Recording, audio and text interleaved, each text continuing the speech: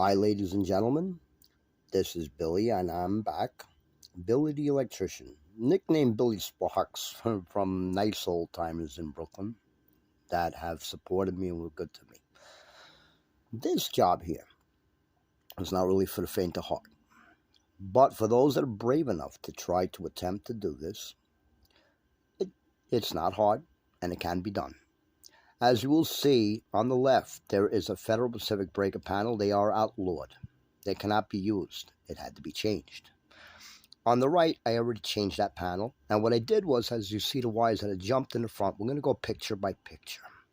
The wires that had jumped before are the circuits that had to remain on. So what I did was pull them from the panel on the left and basically just jumped them out without grounding, just leaving the BX cable hanging out in the open. This job was just done for my late friend Jimmy. May God rest his soul. Very nice man. Now, as you can see if you look closer, the meter's alive. Let me see if I can zoom in a little better. I'm not the most technology savvy. Yes, there you go. They are live. But what I did was I took pictures along with Jimmy while I was doing the work.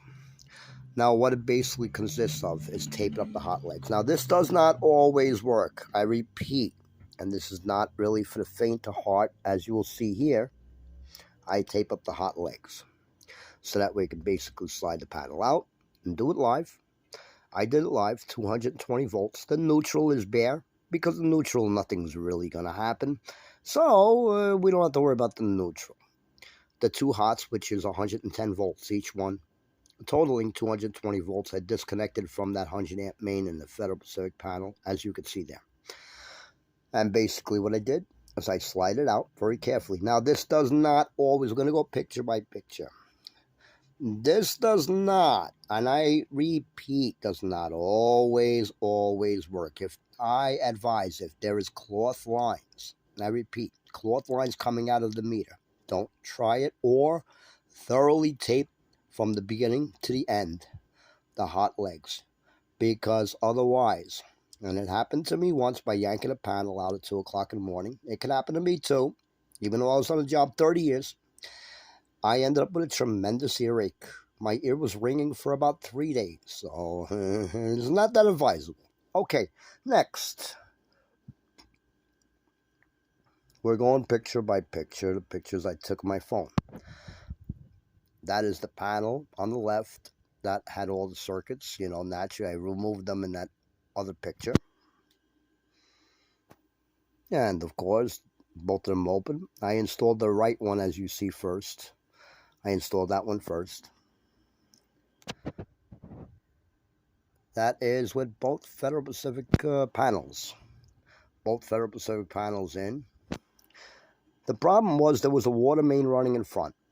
And so naturally, you know, don't want the whole water main would have to be removed and it would have been a horrible job. This is the finished product of that job being done. And then, of course, then the covers go on. It's not as hard as people do think. That's the finished product right there. Wires folded as nice and neatly as can be possible. Now, it's always important, as I emphasized earlier, and that is the enclosed product. The doors were being painted because they were a little scuffed up and banged up from being in a pickup truck. So they had to be removed from the hinges and sanded and taken down, which I don't think I got a picture of that. I don't think that's important. And that's your finished product, and that's how neat a job can come out. Okay, ladies and gentlemen, the next one, I'm going to show the outlet that I did leave out that burnt. And the reason why I emphasize the terminals always being tight. They have to be. Now, as far as my Glen Lyon house, I will be doing the video when I return. I will start doing the wiring. I went heavier, and I went with number 4 gauge, which a lot of people go with 6. No, I'm not doing 6. I'm going 4. So that way I can put, you know, separate circuits, 12 gauge, separate home runs in my house. This way every outlet is on a separate breaker with 12 gauge, not 14.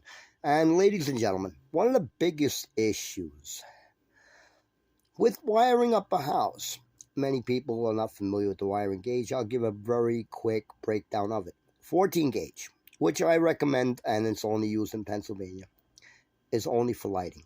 I don't recommend it for outlets. It's too thin, too small. I recommend 12, and it's just as easy to take a line right from the breaker panel. Go straight to the outlet is what is good, you know. Then you got 10 gauge. Typically, it went out.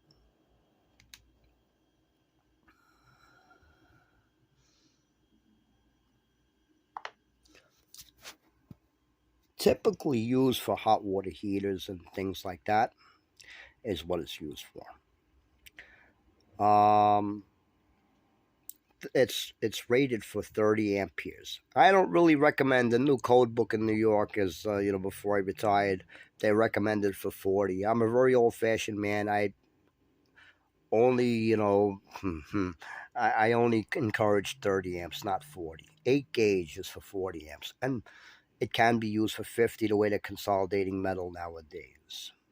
Okay, gentlemen, ladies and gentlemen, thank you very much, and I wish all of you a wonderful day.